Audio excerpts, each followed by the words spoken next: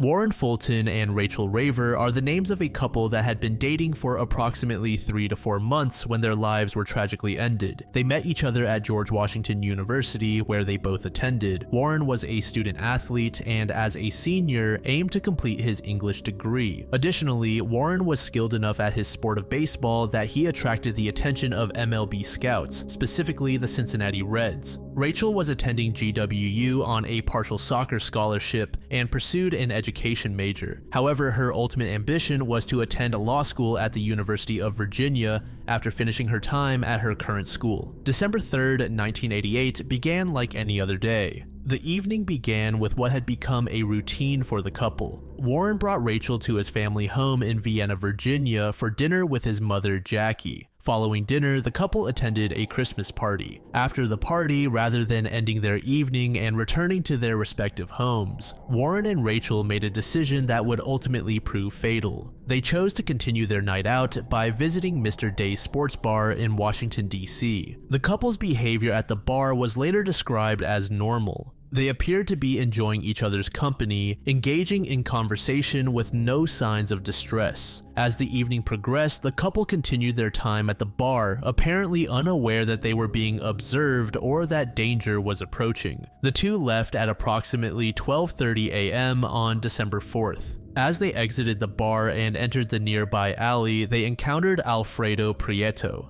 The specific details of how Alfredo approached or gained control over the couple remain unclear, but it is believed that financial gain was the primary motive. After subduing the couple, Alfredo gained access to Rachel's vehicle and transported them to Reston, Virginia. Police believe that they arrived at the location around 1 or 1:30 a.m., which is the time frame where residents of the area reported hearing gunshots. On the morning of December 6, 1988, the bodies of both victims were discovered in a vacant field located at the 1800 block of Hunter Mill Road, positioned just south of the Dulles Toll Road in Fairfax County. This location was in a semi-rural area that was undergoing development, but still contained undeveloped parcels of land that provided the isolation Alfredo needed to commit his crimes without immediate detection. Rachel's partially nude body was found lying in the field, while Warren's fully clothed body was discovered approximately 100 feet away from Rachel's location. Later evidence would confirm that Rachel was sexually assaulted prior to her death. Her clothing was found scattered halfway between the locations where her and Warren's body were discovered. The medical examination of both victims was conducted by Dr. Francis P. Field. He determined that Rachel had been killed by a single gunshot that entered her lower left back. The trajectory of the shot suggested that the gun was fired as Rachel was attempting to flee. Beyond the gunshot wound, Rachel's body showed extensive evidence of physical trauma. She had scraping of the skin on her abdomen, legs, hands, and face, indicating that she had been dragged or had struggled against a rough surface. Additionally, Rachel had a bruise on her neck, suggesting that she may have been grabbed or restrained during the assault. Through the autopsy, DNA evidence was also obtained from Rachel's remains. As for Warren, it was determined that he too died from a gunshot wound which entered through the middle of his back. One of the more perplexing aspects of the crime scene was the absence of Rachel's car, a brown 4-door Toyota Corolla that the couple had been driving when they were last seen alive. The vehicle was not found at the murder scene, nor was it located at either victim's residence, indicating that it had been taken by their killer. This issue was partially resolved when it was observed in New York City just prior to noon on December 5th, 1988, the day before the bodies were discovered. A New York City patrol officer issued a parking ticket to Rachel's car while it was parked in Queens. The appearance of the vehicle in Queens approximately 24 hours before the bodies were discovered in Virginia raised significant questions about the perpetrator's movements and possible connections to the New York area. When Rachel's mother later received the unpaid parking ticket and contacted authorities, the vehicle was located in a New York City police garage where it had been towed after accumulating multiple parking violations. However, by the time Fairfax County Police were able to examine the vehicle, months had passed and the car had been stripped and the interior was trashed. The condition of the vehicle when it was finally examined carried a significant loss of potential evidence. Despite extensive collaboration between various investigative entities, no arrests were made. The case entered the cold case files, where it remained dormant for nearly 2 decades. Police believed at the time that the killer was likely a local of the Reston area, given the remote location chosen for the murders. However, without DNA technology and other advanced forensic methods available today, investigators had few leads to pursue, and the case gradually went cold. The case remained unsolved until 2005, when advances in DNA technology finally provided the breakthrough investigators desperately needed. The DNA evidence from the autopsy was entered into the National DNA Database and matched to Alfredo Rolando Prieto, a 44-year-old Salvadoran-born serial killer who was already on death row in California.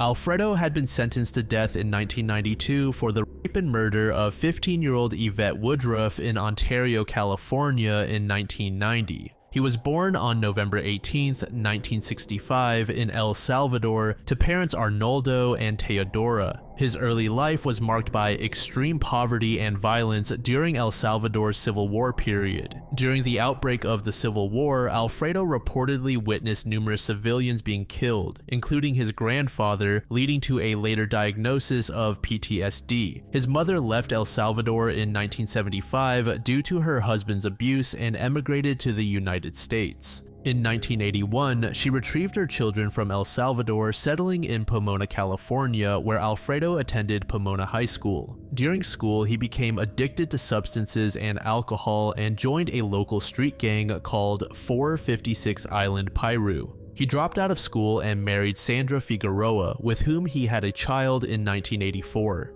In August 1984, Alfredo shot 3 people in Ontario, claiming his wife had cheated on him with one of the wounded men. His wife later testified that Alfredo subjected her to sexual abuse and aggression. Despite the serious nature of the shooting, the court showed leniency because the victims were also gang members, and Alfredo received a minor sentence, being released in 1987.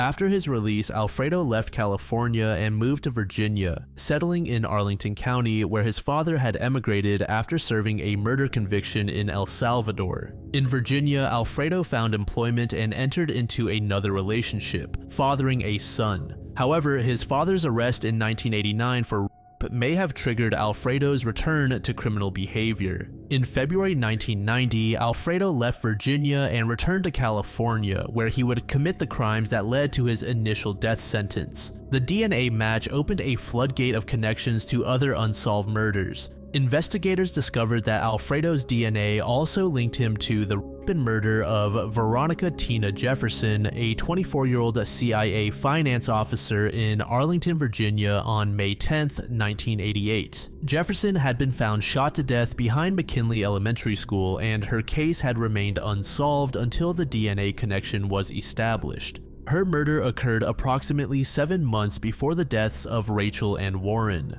Additionally, ballistics evidence connected Alfredo to the murder of Manuel F. Cermeno in Prince William County in September 1989. But his killing spree extended beyond Virginia. Authorities in California linked him to at least 4 additional murders and rapes in 1990. In total, prosecutors believed Alfredo was responsible for as many as 9 murders committed between May 1988 and September 1990. His prosecution in Virginia became a legal marathon that spanned nearly a decade. Former attorney Robert F. Horan Jr. made the decision to extradite Alfredo from California, despite his existing death sentence, believing that Virginia could carry out the execution more quickly, as California had already dragged on his appeals for 13 years. His first 3 trials spanned from 2007 to 2010. And in his final trial, he received the death penalty for his Virginia-based murders. In the years leading up to his execution, Alfredo's attorneys filed numerous appeals, including claims to the U.S. Supreme Court regarding his alleged intellectual disability.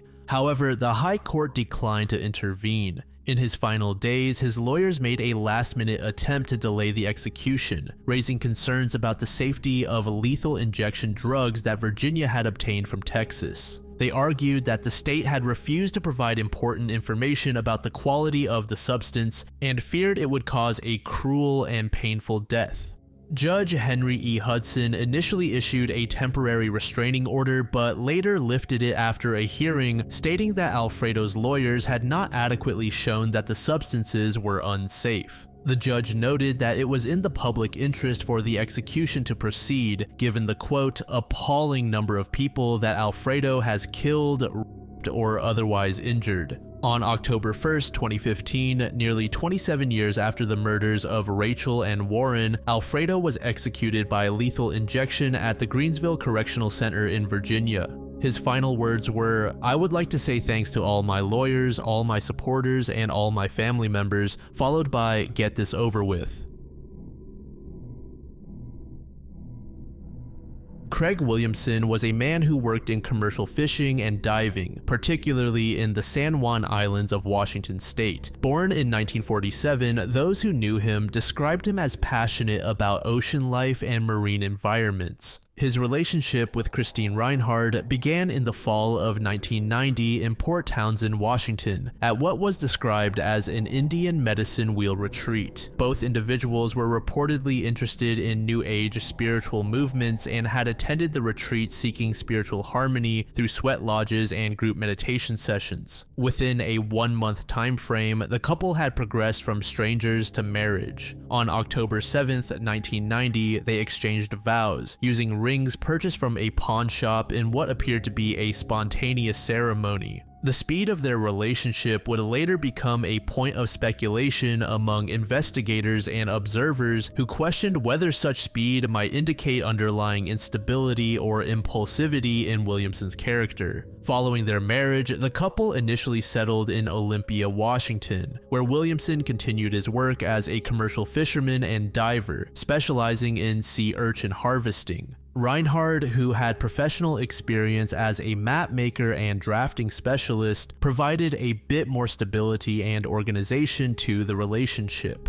However, both harbored larger ambitions that would eventually draw them away from the Pacific Northwest. Their shared dream centered on fish farming, a growing industry in the early 1990s that promised economic opportunity. Reinhard also desired to return to her home state of Wisconsin, where her family maintained agricultural operations. This converged in 1991 when the couple made the decision to relocate to Wisconsin and invest their combined resources in an aquaculture venture. Their fish farming operation that they undertook was a substantial financial commitment that would later become central to theories about Williamson's disappearance. The couple invested their combined savings of $80,000 into the venture, but the scope of their ambitions required significantly more capital. They secured an additional $160,000 loan from Reinhard's father and obtained a substantial bank loan of over $250,000, bringing their total debt to well over $400,000 in 1991. Located near the Reinhard family farm in Clintonville, Wisconsin, their operation focused on raising tilapia, an African freshwater fish that was gaining popularity in American markets during the early 1990s. The couple worked extensively to build the physical infrastructure for their operation, adding to existing barn structures and installing large tanks capable of supporting tilapia populations. Williamson specially modified an old-school bus to serve as a mobile transport system for live fish. As demand for their tilapia grew, Williamson began developing relationships with suppliers and customers across the region. This expansion effort brought him into contact with Eileen Kerr, owner of a fish farm in Alamosa, Colorado, who became a regular supplier. Kerr's later recollections of Williamson painted a picture of a man who was intensely dedicated to his role as a husband. By 1993, the fish farming venture was experiencing significant financial strain. Despite their efforts and the growing market for tilapia, the operation was struggling to generate sufficient revenue to service their substantial debt load. The financial stress was compounded by practical operational challenges. The specialized nature of fish farming required constant attention to water quality, temperature control, and feeding schedules. Any disruption to these carefully maintained systems could result in significant losses, adding pressure to an already precarious financial situation. On August 27, 1993, Williamson departed for what would become his final documented business trip. The journey was to purchase additional tilapia stock from Kerr's Colorado operation and to shop for backup generators that would protect their Wisconsin facility from power outages.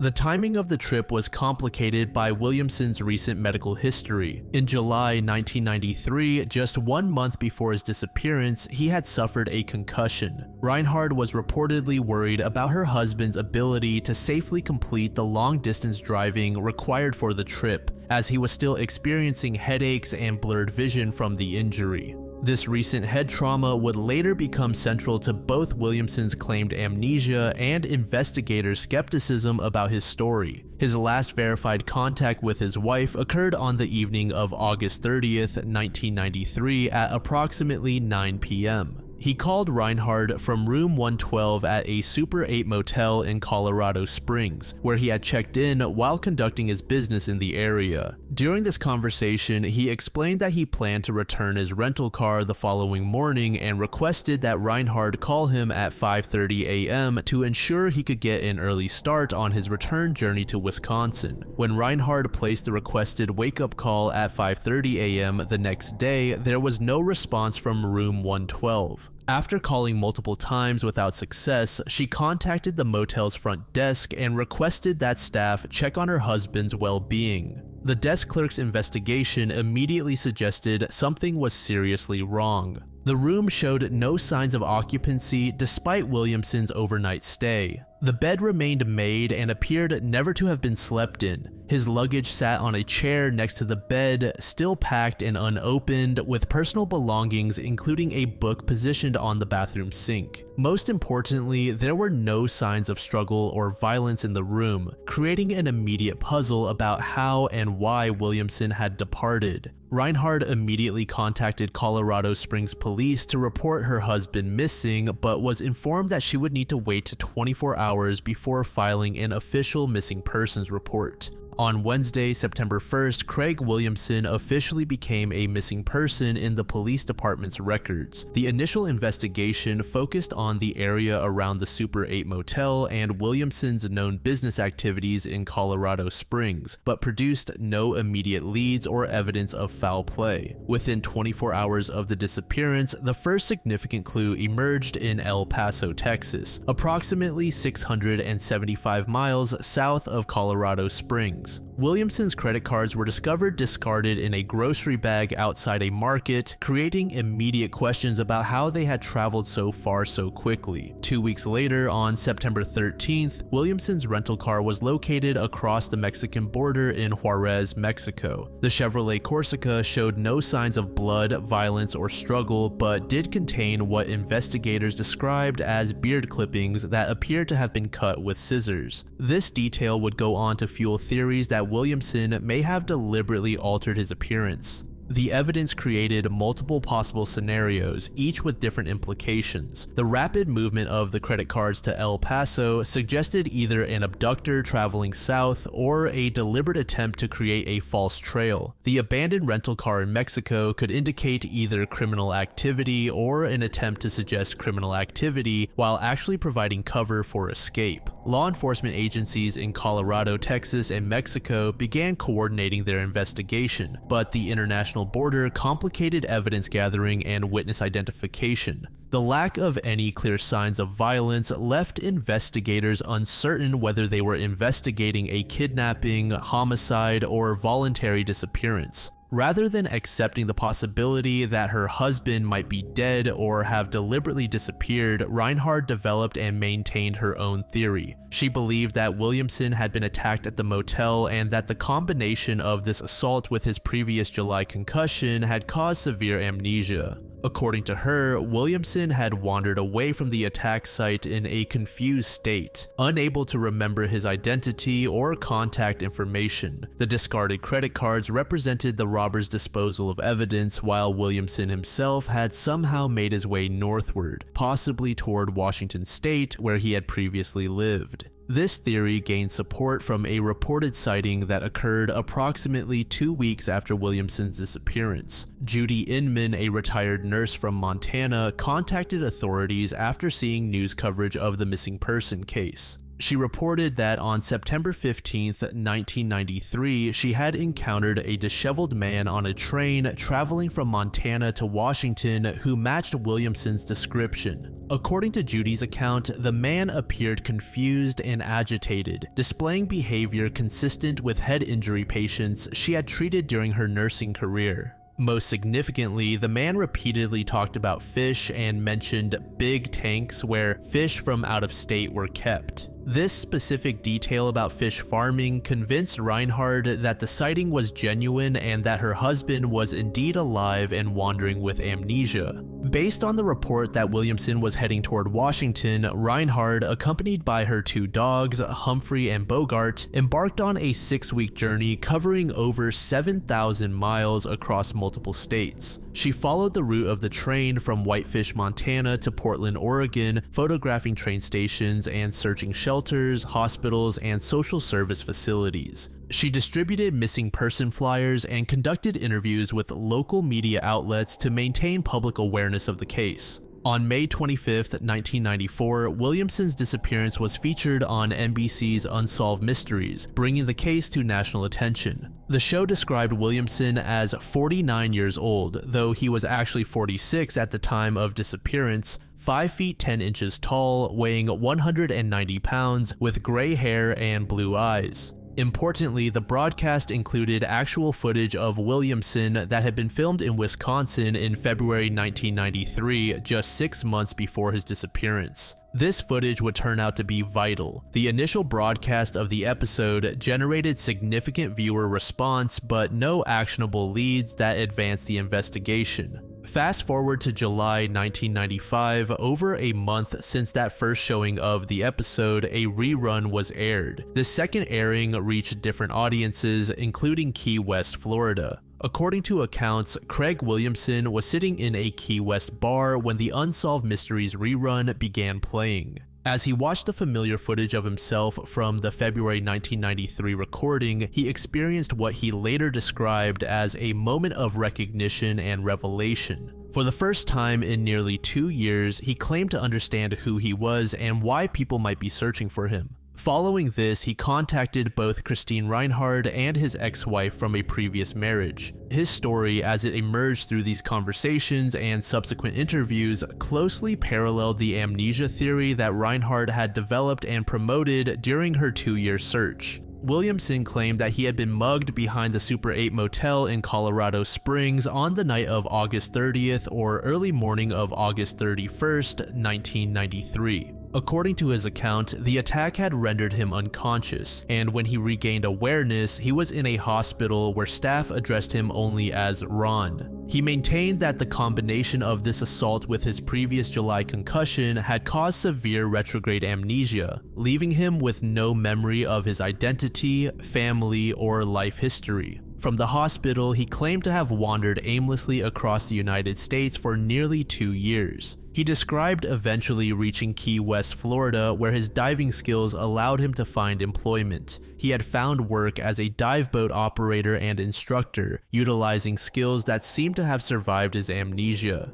His employer, Bob Ming, later described him as a very good employee who had mentioned being beat up and lost in the desert for 2 weeks. The Key West diving community had apparently accepted Ron as simply another drifter who had washed up in the Florida Keys, a population that traditionally included individuals seeking to escape or forget their past lives. Sheriff's deputies flew to Key West to verify Williamson's identity through fingerprinting, confirming that the man who had contacted them was indeed the missing Craig Williamson. This verification closed the official missing person case, but opened new questions about the validity of his amnesia claims and the reasons for his disappearance. The reunion between Williamson and Reinhard was reportedly emotional but complicated by his claimed inability to remember their relationship or shared history. Despite Reinhardt's hopes that seeing her would trigger memory recovery, Williamson maintained that he had no recollection of their marriage, their fish farming operation, or their life together. The couple made a pilgrimage back to Colorado Springs, hoping that returning to the scene of the disappearance might restore Williamson's memories. However, this trip proved unsuccessful in triggering any recovered memories, further complicating efforts to understand what had actually occurred. Despite the apparent resolution, law enforcement officials remained deeply skeptical about Williamson's claimed amnesia. Their doubts were based on several factors that suggested the disappearance might have been deliberately orchestrated rather than the result of criminal activity and subsequent memory loss. Investigators pointed to several pieces of evidence suggesting financial motivation for a voluntary disappearance. Most significantly, the $400,000 debt that Williamson left behind with his fish business. The timing of the disappearance, just as the financial pressures seemed to be peaking, seemed particularly suspicious to investigators. Rather than facing bankruptcy, foreclosure, and the destruction of Reinhardt's family relationships due to their defaulted loans, disappearing would allow Williamson to avoid these consequences entirely. Furthermore, several pieces of physical evidence discovered during the investigation seemed inconsistent with the robbery and assault scenario that Williamson claimed. Most notably, the beard clippings found in his abandoned rental car appeared to have been cut with scissors, suggesting deliberate grooming rather than the result of an attack. The fact that Williamson had $2,500 in cash when he disappeared also raised questions. If he had been robbed as he claimed, it was unclear how he had retained such a substantial amount of money. The deliberate placement of his credit cards in El Paso, where they would be quickly discovered, seemed designed to create a false trail rather than being genuine actions from muggers. The medical plausibility of the claimed amnesia also became a subject of expert debate. While retrograde amnesia following head trauma is a recognized medical condition, the specific pattern of memory loss that Williamson described struck many observers as rather convenient. They mentioned that typically a person couldn't retain complex professional skills while also completely losing their sense of identity. Detective John Carroll of the Los Angeles Police Department's Missing Persons Bureau, who reviewed the case, characterized Reinhardt's amnesia theory as a, quote, very, very big long shot. Despite Reinhardt's 2-year search and her joy at her husband's return, the couple ultimately decided to divorce while maintaining a friendly relationship. Following their divorce, Williamson moved to California to stay with friends, while Reinhardt relocated to Wyoming to begin a new chapter of her life. For Reinhardt, the move to Wyoming represented both an escape from the scene of her traumatic experience and an opportunity to start over without the constant reminders of her lost marriage and the financial ruin of their failed business venture.